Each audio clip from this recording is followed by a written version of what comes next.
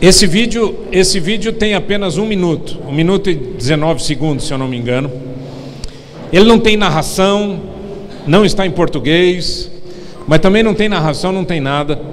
Eu só queria que você desse uma olhadinha nele pelo seguinte: o que eu vou falar um pouco aqui hoje tem a ver com esse assunto. Você está vendo mar e você está vendo barco, e nesse barco está cheio de gente fugindo da sua terra e procurando de alguma maneira algum tipo de vida melhor. Dá uma olhadinha nisso.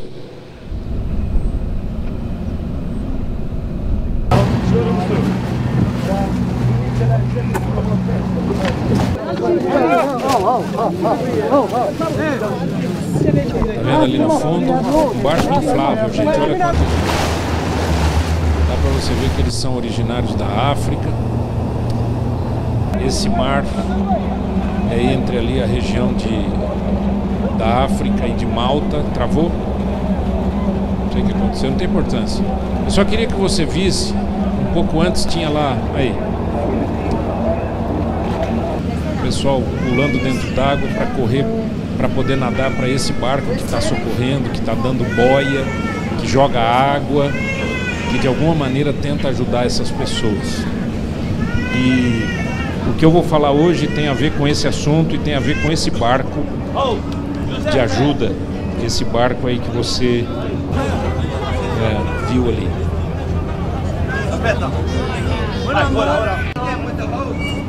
São refugiados, são pessoas fugindo, são milhares. Muitos deles não aguentam a viagem, muitos deles morrem. Olha como é que fica esse é o barco de socorro, já eventualmente talvez até num barco eu não sei se barco já deve até ser da costa, da costeira lá, como é que chama? Da guarda costeira, talvez seja isso. Mas de toda maneira eu quero conversar com você sobre esse assunto que a gente tem aqui. Queridos, em primeiro lugar, eu quero dar as boas-vindas a todos vocês. Bem-vindos ao Holy Hour 2015. Parabéns a você que acredita nesse trabalho, acredita nessa visão. E eu estou feliz de ver você aqui. Feliz porque é a primeira reunião do ano e a gente não está com um grupinho pequeno, está com um grupo bem grande.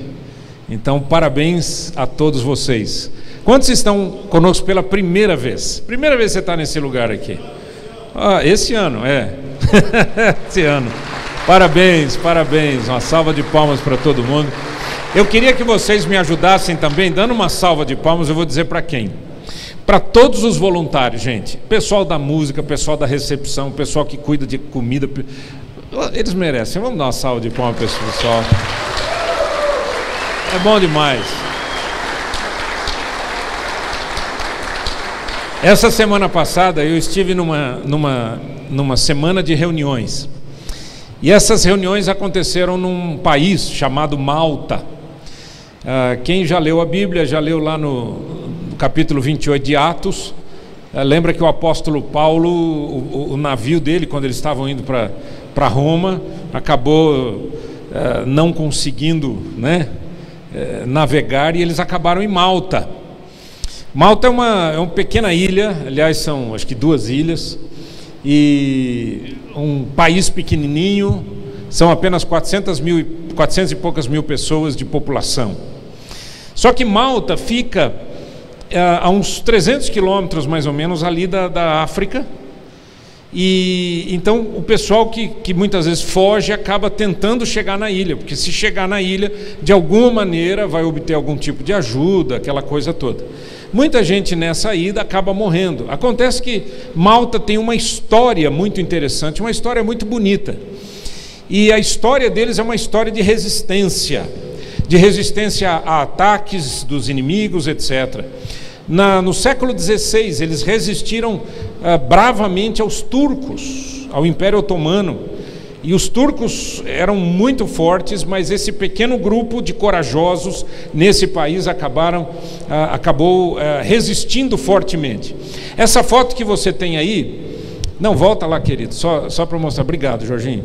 Essa foto que você vê aí, fica na cidade de Valeta. Valeta é a capital.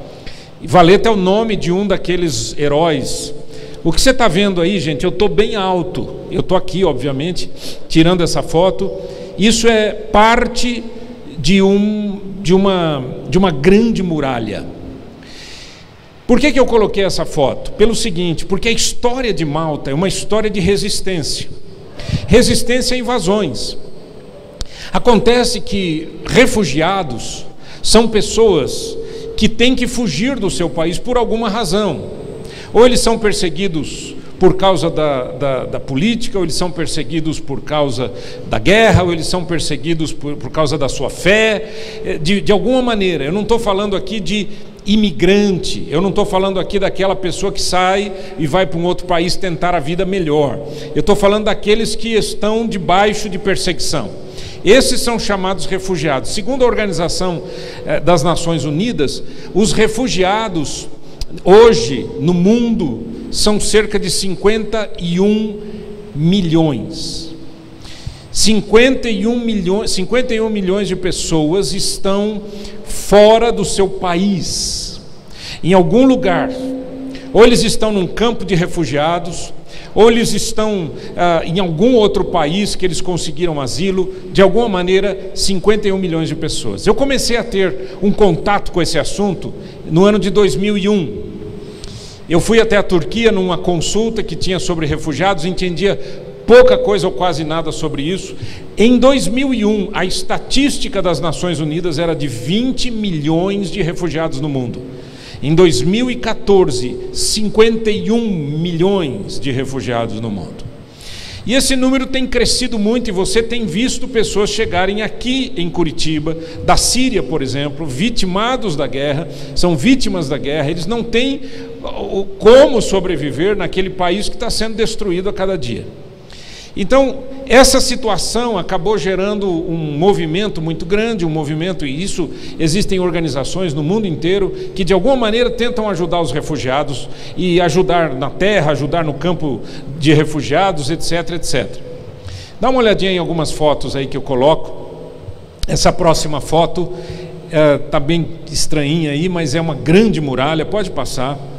Só para você ver, ali ó, tá vendo uma região toda de muralha, aqui embaixo é o mar, eu estou bem longe, eu estou em cima daquele forte lá, ali tem toda uma muralha, depois vai lá, é o mar lá embaixo, e lá do outro lado eu tenho essa outra cidade.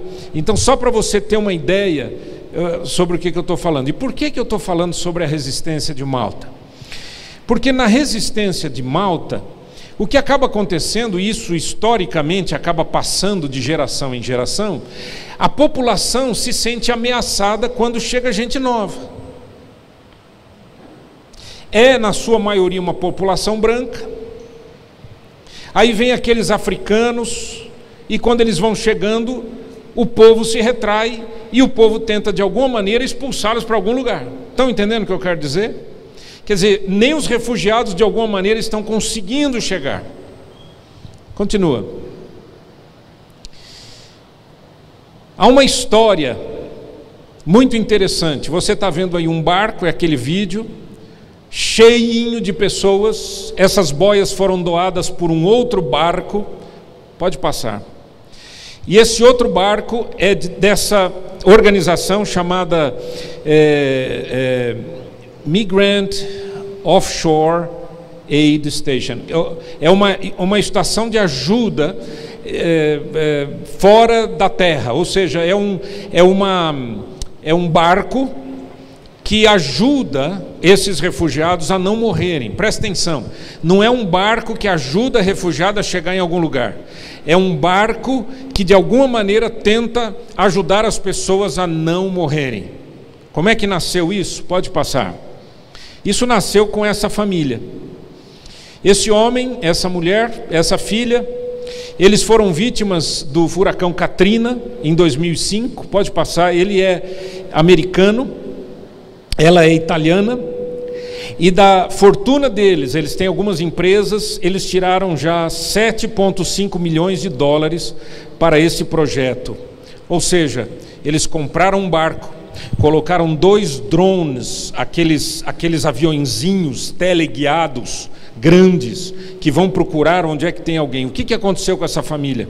Eles estavam navegando, pessoas de posse, haviam mudado para Malta por causa do furacão Katrina, que destruiu a casa deles lá nos Estados Unidos, e eles viram então, quando estavam navegando, passeando numa viagem de lazer, eles viram algumas roupas no mar, e eles disseram: é de gente que tentou chegar em algum lugar e não conseguiu.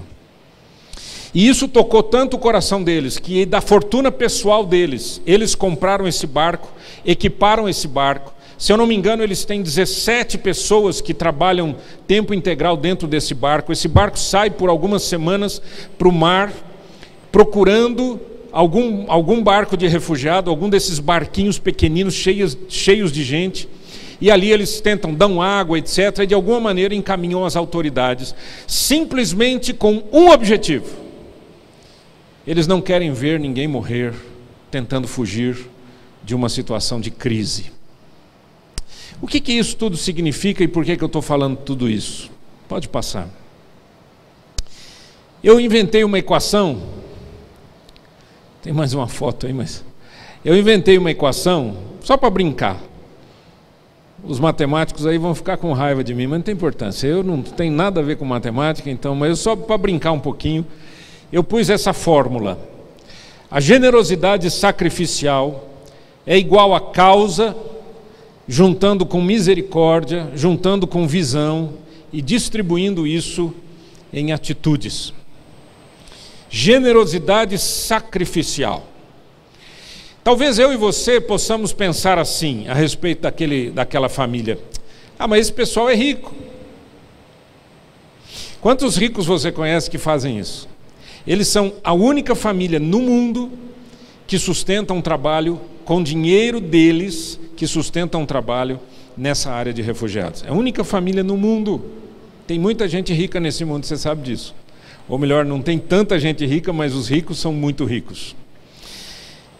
A questão, gente, é que não é quanto de dinheiro que eles estão colocando, mas é o quanto de coração que eles estão colocando.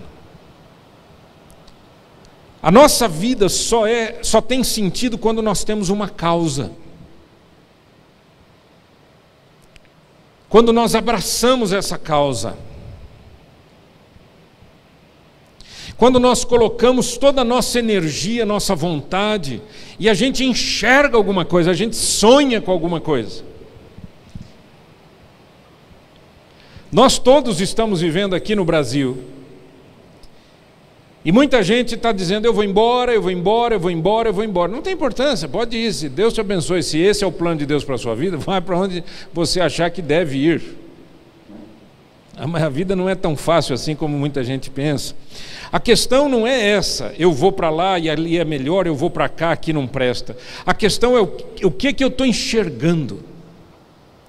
E o que é que eu estou enxergando de solução. O que eu vou falar agora, você pode aplicar a qualquer área da sua vida. Eu falei dos refugiados porque essa reunião que eu fui é sobre isso. Sobre organizações que trabalham com refugiados. E quando eu saio de uma reunião como essa, eu saio impactado com gente que entrega a sua vida por uma causa. E que sofre por aquela causa, e que sofre pelas pessoas que não conhece. Que faz o bem sem esperar absolutamente nada em troca. Por isso que eu coloquei sacrificial junto com generosidade. Porque às vezes a gente fala em generosidade e a gente fala assim: não, mas eu sou generoso, eu sou legal. Todo mundo se acha legal em algum momento, né, da vida, né? Em alguma área da vida, a gente sempre é legal, né? Eu sou legal, eu sou bacana, gente. Não sou ruim, não. Não é assim que a gente fala? Não sou ruim, não. Mas eu estou falando de generosidade sacrificial, que é aquela generosidade que aplica atitudes transformadoras diante de situações caóticas.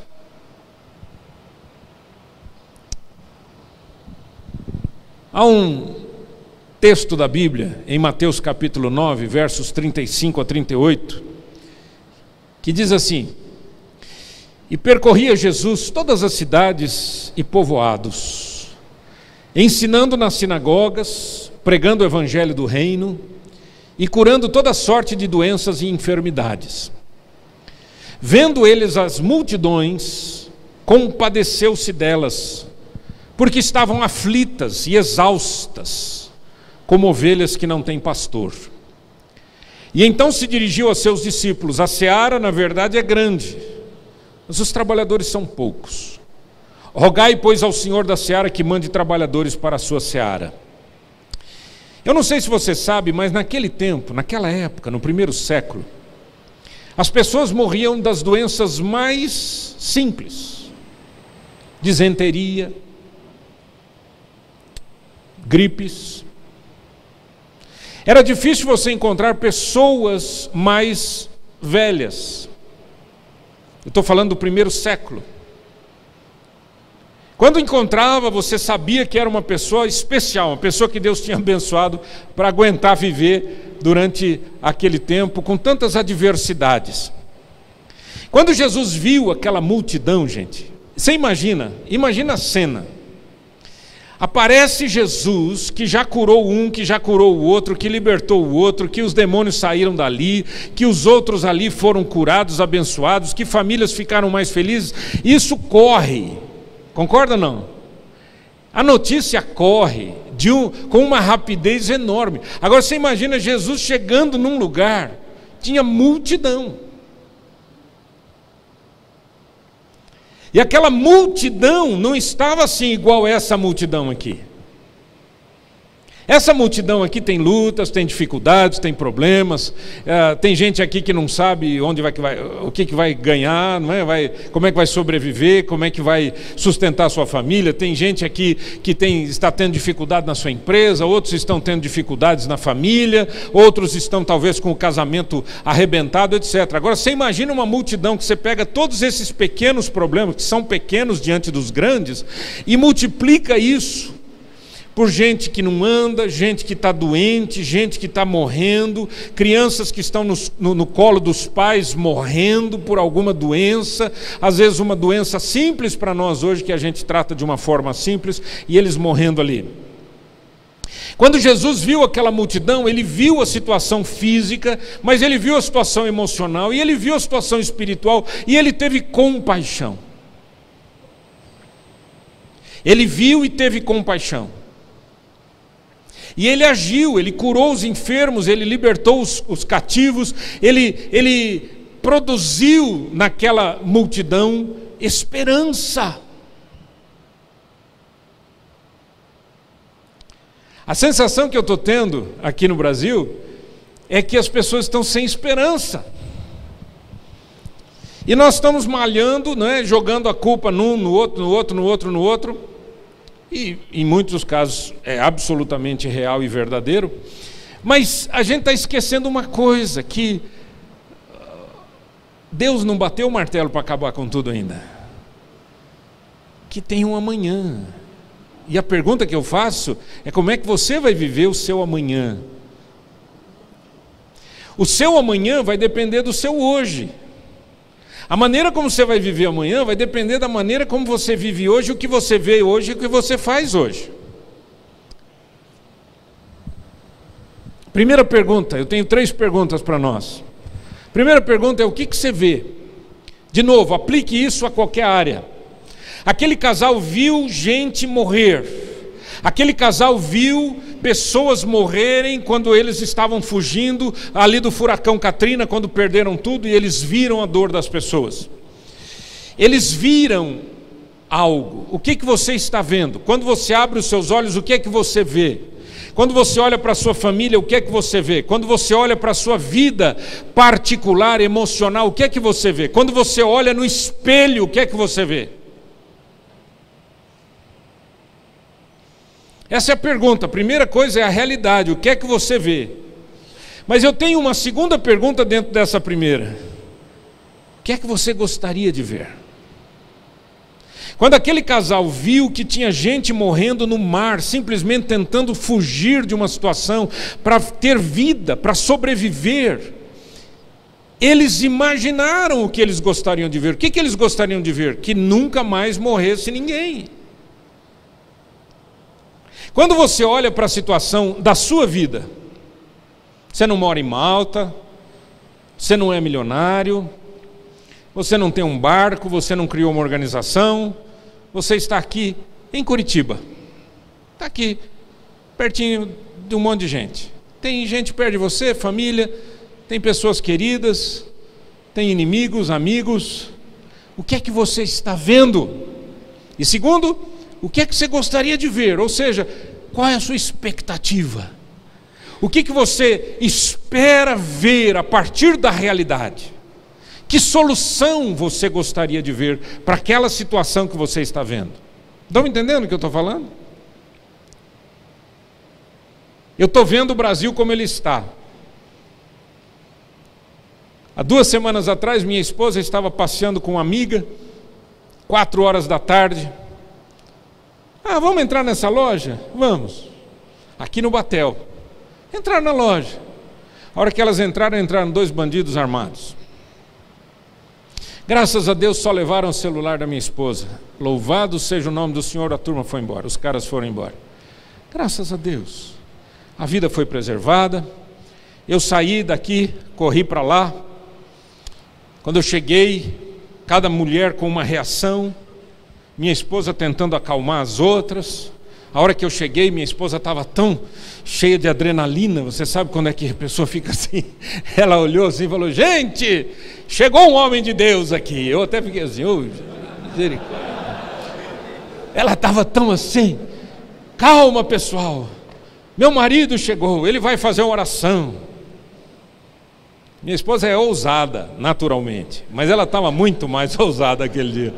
Aí eu fiz uma oração, tinha gente chorando, tinha mulher, só tinha mulher, né?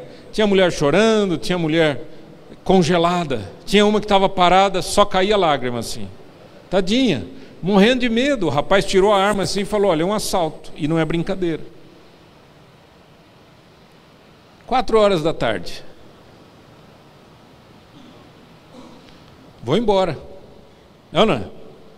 Vou embora para Passárgada. Lá sou amigo do rei.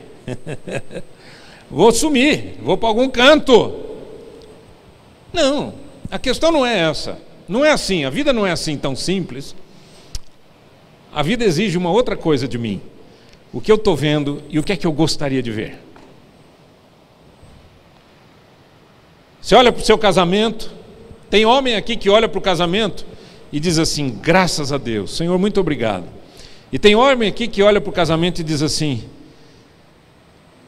não diz, já não tem mais palavras, não é verdade? Já era, rapaz, o cara já está desesperado, já está em pânico. Tem homem aqui que deve estar orando já faz tempo pela sua esposa, para promoção, para ver se fica viúvo e casa de novo, não é?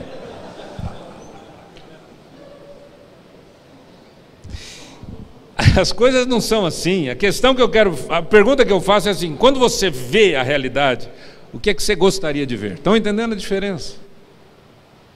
Quando você olha para o seu casamento, você vê aquele caos. O que é que você gostaria de ver? Eu gostaria que fosse diferente. Já está bom. Já estamos começando a sair do desespero e começar a sonhar. Vamos para o próximo. Segunda pergunta que eu tenho para você é essa: o que é que você sente diante dessa situação? Você sabe que empatia é algo muito importante dentro da inteligência emocional. Nós falamos sobre isso aqui já. Empatia, o que é que você sente? Empatia é sentir no lugar do outro.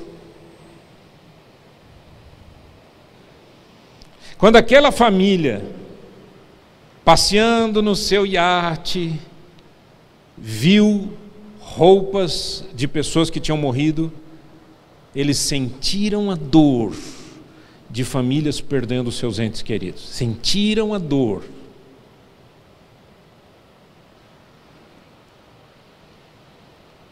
O que você sente? Sabe o que eu tenho percebido, queridos? Que o excesso de notícia ruim tem trazido para nós a falta de sentimento. Você já sentiu, já percebeu isso?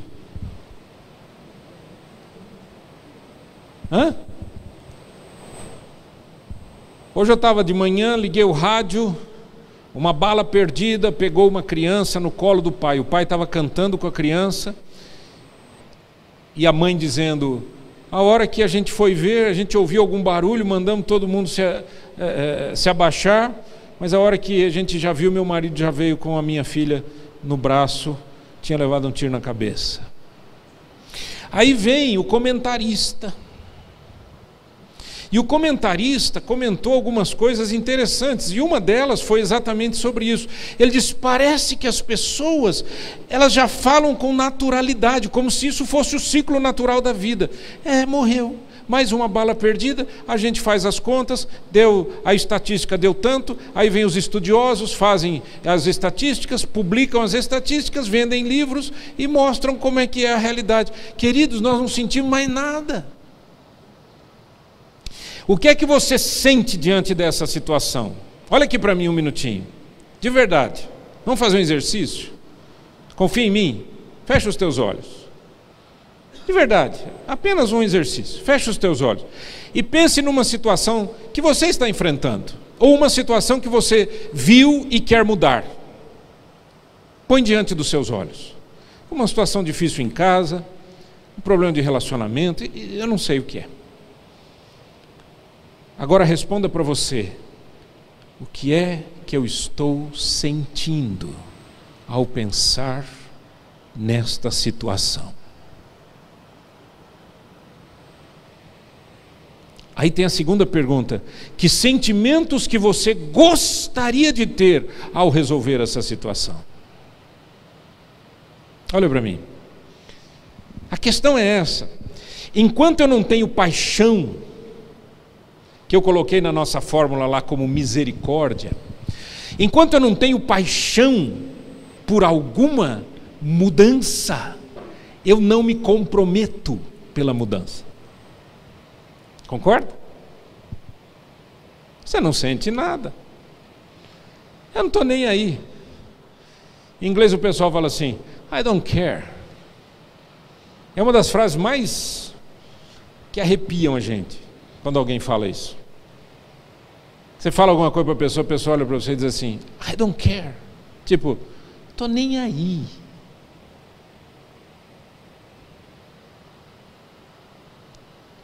Não estou nem aí. Você não está nem aí. Enquanto você não estiver nem aí, não há mudança. Você não vai se comprometer. Terceira pergunta: o que é que você faz? A ação é movida pela visão. Então eu quero te fazer uma pergunta em relação àquilo que quando você fechou o olho você viu, aquela situação. O que é que você tem feito para mudar? Tem gente que vai responder assim para mim: pastor, sabe qual é? Eu não sei o que fazer. Certo? Tem gente que vai falar isso. Eu não sei o que fazer. Então agora eu vou te fazer uma outra pergunta. E se você soubesse, o que você faria? Parece ridícula essa pergunta, né? Se você soubesse o que é que a chave que muda, que abre essa porta, que resolve essa situação, o que é que você faria? Você se comprometeria? Você se sacrificaria? Um dia eu estava conversando com um empresário. Estava eu, ele e a esposa. E a esposa falando da situação, das lutas, das dificuldades, não sei o quê, não sei o quê, não sei o quê, não sei o quê. Eu olhei para ele e falei assim: olha, diante disso tudo que você me falou, eu tenho uma pergunta para te fazer. Desculpa, não sou da sua área, não entendo do seu negócio, o seu ramo, mas eu tenho uma pergunta muito importante para você. Ele disse: qual é, pastor? Eu falei: se você, diante de toda essa luta que você está enfrentando, se você vendesse essa empresa hoje, você teria lucro? Ele disse: com certeza absoluta. Eu disse: por que não vende? Que o grande problema dele era a empresa. Eram as situações da empresa, eram situações ali, familiares, etc. Eu disse, por que você não vende? Em outras palavras, o que é que você faria? Não sei. Isso já se passaram anos. E outro dia eu ouvi, a situação está difícil, mas vai continuar. Você não muda nada. Alguém disse que é insanidade você achar que vai mudar alguma coisa se você não fizer nada. É loucura você pensar assim. Aquele barco que você viu lá, nos primeiros 60 dias de existência, e isso nasceu em agosto de 2014, não tem um ano. Em 60 dias, eles resgataram 3.000 pessoas. Foram 3.000 pessoas que não morreram afogadas, que não morreram de inanição, que não morreram de sede, porque você morre de sede no mar. Aquele monte de água você não pode beber, né? Uau! Diminui isso ao tamanho das suas pernas e dos seus braços. O que você tem feito para mudar, querido? Pastor, mas não depende só de mim. Tá bom, não depende de você, mas e o que depende de você, o que você vai fazer? Meu filho não conversa mais comigo, ele me odeia, já falou 1000 vezes que me odeia. E por que você acha que ele te odeia? É porque eu não fui um bom pai. Você já pediu perdão para ele? Não. E você acha que vai mudar alguma coisa? Não. E o que você faria? Não sei. Sabe? Você sabe. Você sabe. Chama ele para um café. Peça perdão. Confesse para o seu filho: filho, eu não fui um bom pai. Até o dia de hoje eu não tenho sido um bom pai, mas eu quero mudar. Cara, o que você vai fazer? Se você não fizer alguma coisa por você, desculpa, ninguém vai fazer. Certo ou não? Pastor, mas eu creio em Deus. Eu também creio, querido. Eu creio nos milagres. Eu também creio. Mas eu também creio que a palavra de Deus diz que as mãos do diligente é que prosperam. Ou seja, aquele que ativa ações de transformação, esse prospera. Pastor, mas agora eu já estou velho. Você só pode dizer que você está velho o dia que você estiver no caixão e todos nós aqui estivermos ali comentando como é que você morreu. Porque é isso que a gente faz em velório, não é? A primeira pergunta que a gente faz: como é que foi? Todo mundo gosta dessa morbidez, dessa conversa, não é verdade? Já viu isso? Não. Todo mundo gosta daquele papo doente assim, né? Como é que foi? Não, aí ele perdeu o fôlego. E você estava perto? Eu estava. E ele soltou o ar forte. Como é que foi o último suspiro? Gente, parece filme de terror. É ou não é? Então, meu amigo, deixa eu dizer uma coisa para você. Os seus amigos, quando você morrer, é esse o papo do velório. Além disso, Dilma, Petrobras, Lava Jato, Lava Rão, Lava Chão, Lava coisa e Pindamonhangaba. Entendeu como é que é? É isso que é conversa de velório, cara. Enquanto você estiver vivo, tem alguma coisa que você pode fazer hoje, ou que você poderá fazer, você não está fazendo. É isso que eu quero chamar a sua atenção. Deixa eu mostrar um caso prático para vocês, mas olha aqui para mim antes da gente mudar o slide. Essa mensagem tem a ver comigo e com você, com a minha vida e com a sua vida. Eu quero mudar, eu quero melhorar. Eu quero melhorar como homem, eu quero melhorar como marido, eu quero melhorar como pai. Alegria que eu tenho quando... Meus filhos são adultos, gente. Meus filhos são adultos, um tem 31, outro tem 25. Meus filhos são adultos. Mas a alegria que eu tenho quando a gente sai juntos para comer fora, por exemplo. Está os 4. eu fico olhando para aqueles meninos com um coração tão grato a Deus, dizendo: Senhor, obrigado porque eles estão aqui. Porque tem muito filho que odeia os pais, é ou não é? Eu quero ser um pai melhor, eu quero ser um marido melhor, eu quero ser um homem melhor. Esse assunto todo que eu estou trazendo é para mim e para você.